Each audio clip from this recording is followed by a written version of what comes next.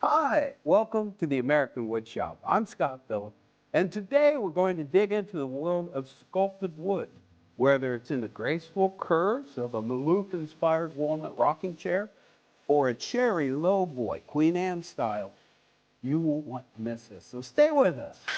The American Woodshop with Scott Phillips is brought to you by Woodcraft since 1928, providing traditional and modern woodworking tools and supplies to generations of craftsmen. Woodcraft, helping you make wood work. Pro Tools, for tool pros.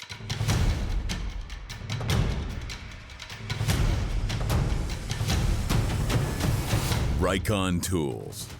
Woodcraft Magazine. Projects, plans, and web links designed to help you make wood work. P.S. Wood, home of Timberwolf Swedish silicon steel bandsaw blades and super sharp scroll saw blades. A bed to sleep on. A table to share meals. A house that feels like a home. The Furniture Bank of Central Ohio, providing furniture to neighbors in need.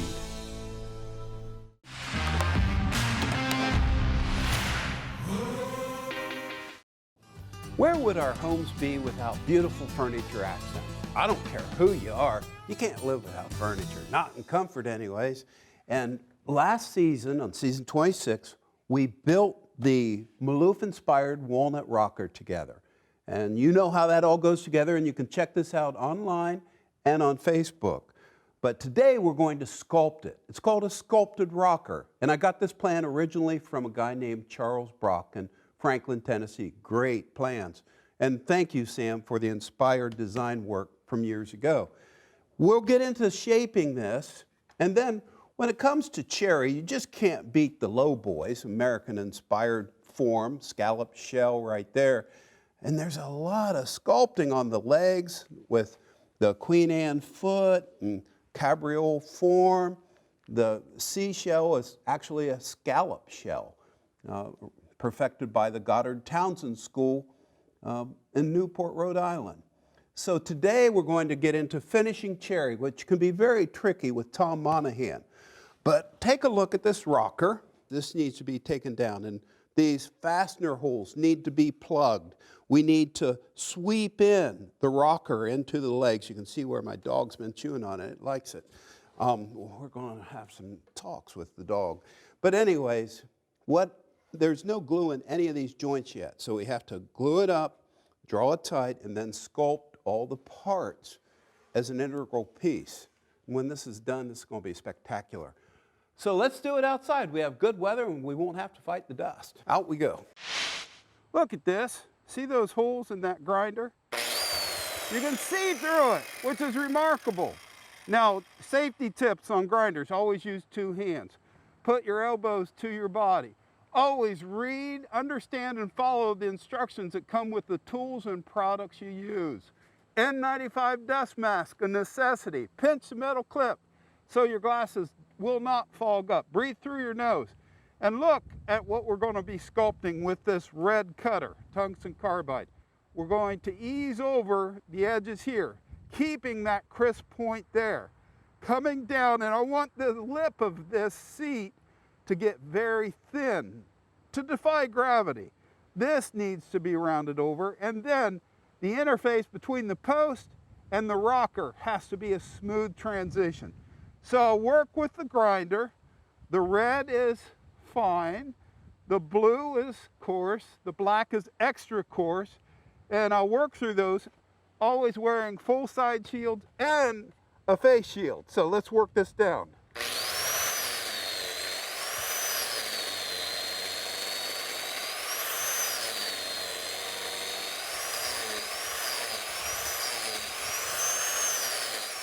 Okay, now watch that cutter when it powers down.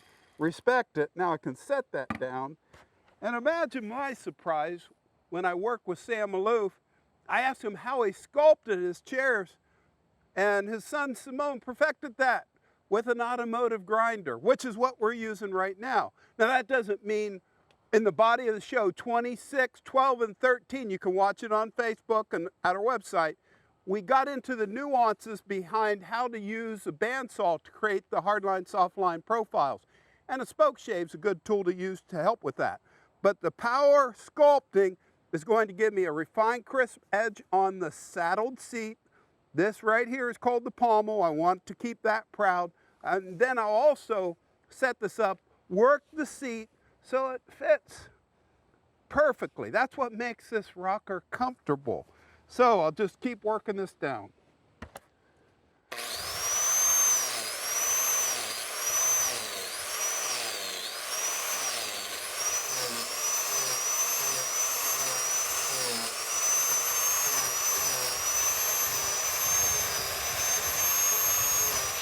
Now, if you look at this edge, it's really light and graceful, yet strong.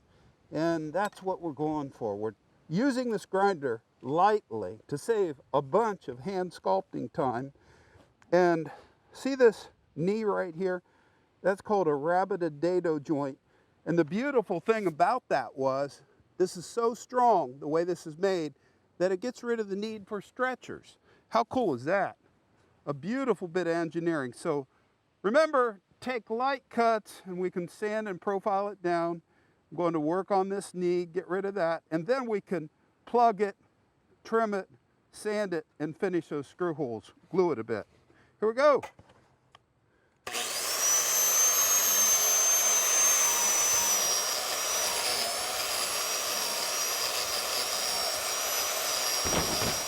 So now I'm taking the hold cutter off and I'm putting this black crisp edge, a tighter radius on, again, tungsten carbide. And I'm working on the peaks of the rockers, the upright posts. Some people call them ears, and I want this to flow into the round interior. I'm going to keep this outside edge crisp. It comes crisp here, comes into a curve here. Sam always said there should be a circular flow to this, and that's what I'm working for right here.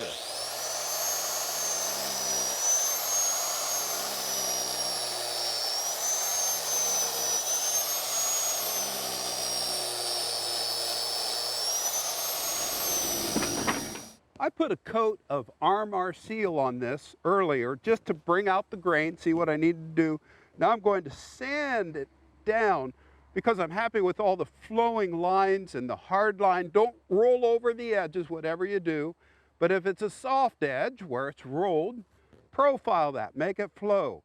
When we look at this, there should be movement without the rocker rocking. You'll see what I'm talking about once we get it all sanded.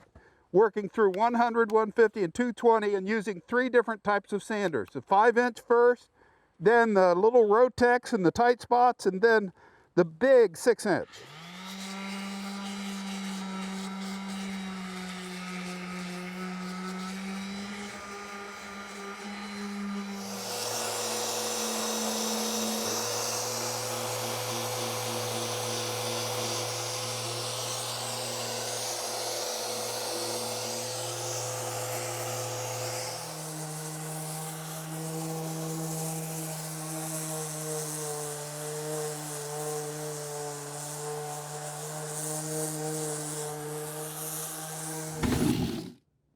After about 8 hours of sanding, I'm going to take the crest rail, which is this top beautifully figured piece of wood, out, and that way I can take the back spindles out, the back supports out. Be sure to use painter's tape, number it so you can put them back in the same holes because these are various lengths. Now, to sculpt these down, the easiest thing to use is a spoke shave. And what you do is just work with the grain of the spoke shave to make the back of the rockers left and right gracefully tapered and balanced. And you'd say, well, why didn't you use a sander for this? The sander is to get the profiles nice and smooth. This is where the art of the sculpting comes in.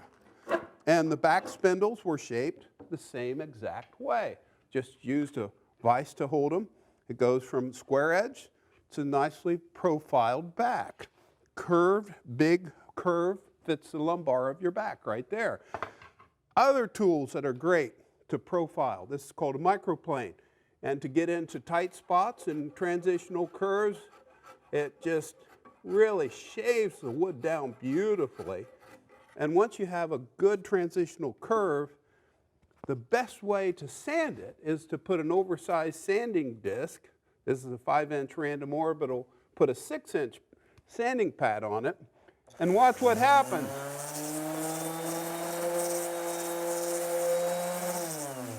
That sanding pad rides right up into the curve, and that gives you a fluid curve. Beats the heck out of trying to scrape that profile in. So, other handy tools, another type of flat microplane is a wonderful tool, and it stays sharp for a long time. And then this is called quick wood. If you would have little gaps, let's see if we can find one, like right in there. I had trouble drawing that joint tight with the construction fasteners, so I had to fill that little gap. Yes, I use filler here, ever so slightly. Quick wood's the best way to go. And then on the very top, once I get this profile down, we'll glue and screw the crest rail on and then profile that. So I'll get this all sanded and profiled and crest rail on, and we'll get those back spindles on as well.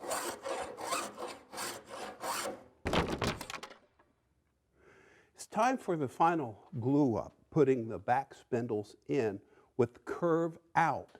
I know that doesn't look comfortable, but it really is because it supports your lumbar.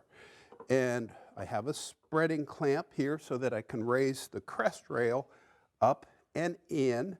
I have glue on all mated parts, and the key here is use that acid brush to brush things out nicely and ease the spindles, the top of the spindles, into the mortises. This mortise tenon joint will be there to stay. Once I get this lined up, I can rotate it up and in and then screw it in on each end, getting a nice bead of squeeze out, which is going to give us a proper glue up. Oh, there we go. This is the tricky part, finessing this crest rail down on top of those spindles and lining everything up properly. Okay.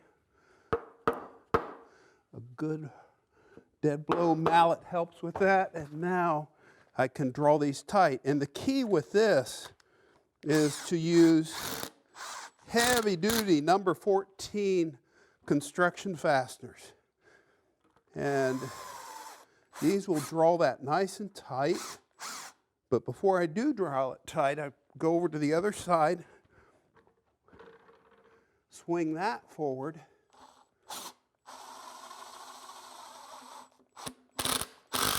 and it all lines up perfectly. And before the glue sets, I want to make sure these spindles are adjusted so the flat part is perfect to the seat. Because once that glue dries, no adjustments are going to happen. Now, I'll get that other side, and we'll let this cure out, and then it's on to finishing with Tom Monahan. We'll get to that low boy. Tom has some great tips.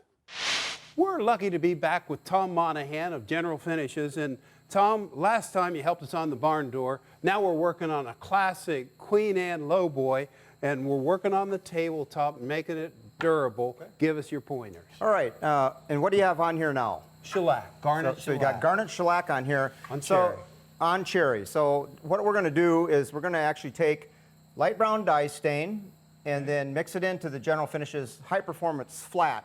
I use this as a kind of an aged finish or toner over woods like cherry and walnut and mahogany, but still makes it dry quick and handle really quick and easy. And I will sand it just a little bit though. Okay, now whenever you put the first finish coat on, it's going to raise the grain. So this has been sanded down through 180. Okay. Okay, and I did that for color, and you know how cherry likes to blotch? Yes. Shellac does not let it do that. Exactly. It seals the grain. That's why I like that. And I only use garnet on cherry. And man, when we get that low boy done, it's going to just shine. So we always wear N95 dust masks when we sand. Exactly. And use dust extractors, whatever you do. Okay, so right now, tell us what you're up to. Well, I'm just knocking it down with a 220 flexible sanding pad. I'm not really trying to over sand it because I got to prep the shellac to accept the next coat of finish. And the water-based finishes are actually very compatible with shellac. On my finishing projects, I like to take a little bit of the dye stain and mix it into the high performance to create kind of just a toned finish. It's not going to radically alter the color, but it's just going to give it more depth and bring out the natural color of the cherry. And I think you'll see the result when we're done here. Okay. Okay? Let's give it a whirl.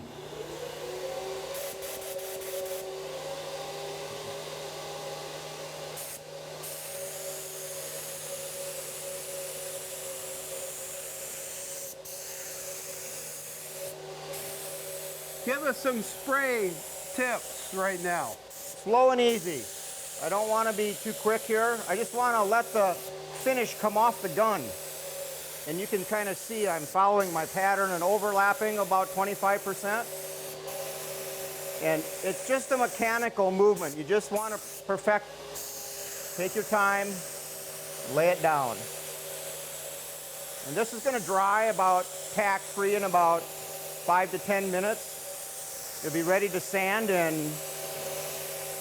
30 to 45 minutes. And I can actually build more coats of finish, or I could stop right now. Boy, I'll tell you what, that's perfect right there. And I really do believe if there's any one mistake that people that don't finish a lot do is they try to put too much on. Right. Less is more. Nice even coats. They'll dry quicker. They'll flow and level uniformly, so when you can come back, this will be dry, like I said, in about 30, 45 minutes. I'll scuff sand it. I could continue to build color coats and build more depth, or if I'm happy with my color, then I would put a final coat of clear on top of this. So I could change the color of this if we had to. If you wanted it more red, more brown, more amber, just use a different dye stain. Well, this is perfect. So from General Finishes, the reason I work with them and the reason I use more of their finishes is because it just works. You've made it easy over the years. So Thank you. Tom, thank you very much. Good stuff. It is great stuff, and that will be what we use on the rest of this lowboy. Would you look at that quilted Gorgeous. cherry right there? That's just grand. Well, thank you, Tom. Appreciate it. Now back to the shop and let's finish this. Now that is a job well done. Thanks, Tom. Those were great tips. And you'll see this finished out at the end of the show. Now let's get back to the rocker, because this crest rail now that flows into these vertical posts is just perfect. The glue is cured and those back spindles are set now. And can't wait to sit in this. But now what I have to do is on a matching walnut dowel rod, 1/2 inch in diameter, I'm going to glue these plugs in to the counterboard holes that the construction fasteners went into, just like that. And you can see that I've already filled and sanded 2 of the 3 holes per side. Some people like to use contrasting wood. I want to use matching wood, matching walnut. I just use a Japanese razor saw to trim that flush. Keep the blade flat, trim it right off, and sand that smooth. Do that to the other side. Tack this workpiece completely clean, and then it's on to finishing. Now this is the payoff. Absolutely, hands down, the Sam Maloof-Inspired rocker. This is the most comfortable chair I've ever sat in. And the whole idea of a rocker is when it's rocking, it should keep going when you get out of it, and it should stay in one place. And there's no giddy up where it's waddling around. That's beautiful. Now the finish of choice, Sam liked to use the 3-part finish, and I'm following that. So you have to stir that very well. This is a oil urethane blend, and that's thoroughly stirred. That's very important. And now what I can do is decant that without air bubbles into a plastic wide brim container because I'm going to use brushes because let's face it, not many people spray. Spraying's the way to go. Now surface prep, I've tacked this off thoroughly. It's onto the crest rail, and I made sure that there was no glue left on the surface that would create little spots. That's looking spectacular. And man, this is why I'm in love with walnut. You just can't beat that. And I pre-finished the spindles, so I just need a little bit of touch up here. But the grain really makes this chair happen.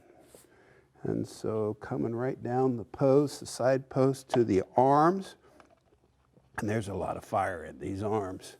Look at that crotch ribbon where the two parts of the tree came together. It gives you that wonderful character right there. Got to do the other part as well. Oh boy, you really want to select grain that will just draw you right in, stay right there. And then the seat. Now the majesty of the seat is this centerpiece, and oh my word, it's on fire. So I'll brush this out, and it will get 3 coats. Let it dry an hour between coats, and wipe it down thoroughly with a white nylon pad, especially after the first coat. And we'll get a look at the finished rocker here. This is looking so good. All the time was worth every bit of it. Thank you, Sam. And I'll tell you a quick little story. Sam, how did he develop the hard line, soft line? This is straight from Sam. He had a commission going to the Boston Museum of Fine Arts, table and 6 chairs. And he was out of time. As all woodworkers know, things take longer than you think. And so he asked his son to sand the pieces, and his son wanted to go surfing. That's straight from his son. And so his son took an automotive sander to it. And as you can imagine, there wasn't a good solid hard line left on the table or chairs. So Sam's heart fell because he didn't have time left in the commission, and he sculpted it to flow, and that became his hard line, soft line. And so Sam's moral of the story is, no matter what happens to you, finish your work because you never know where a breakthrough is going to come from. And this is his signature piece of his lifetime. He made a lot of great furniture, but his rockers are absolutely my favorite. I'll get this finished. Why do people work with wood? Well, this is why. When you can create things like this with your hands, it just lights up a room. And it invites you to have a seat, which is exactly what Sam Maloof always did whenever he had his pieces sitting around in galleries. There was a little sign that said, have a seat.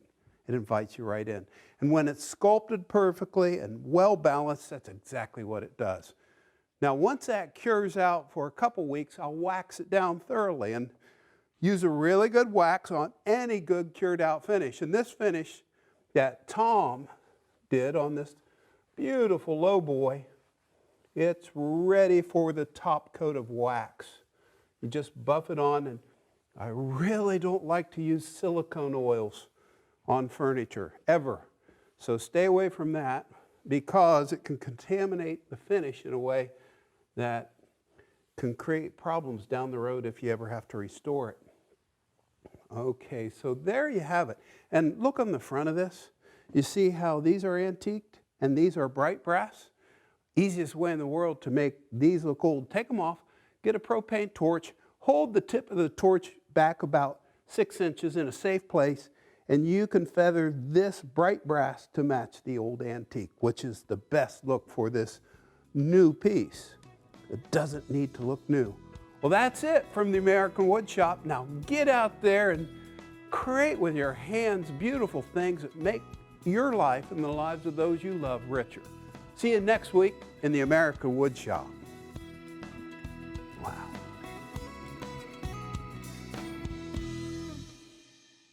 Woodcraft, since 1928, providing traditional and modern woodworking tools and supplies to generations of craftsmen. Woodcraft, helping you make wood work. Pro Tools. For tool pros.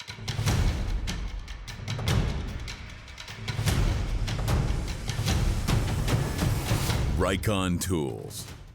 Woodcraft Magazine. Projects, plans, and web links designed to help you make wood work. PS Wood, home of Timberwolf Swedish silicon steel bandsaw blades and super sharp scroll saw blades. A bed to sleep on. A table to share meals. A house that feels like a home. The Furniture Bank of Central Ohio, providing furniture to neighbors in need.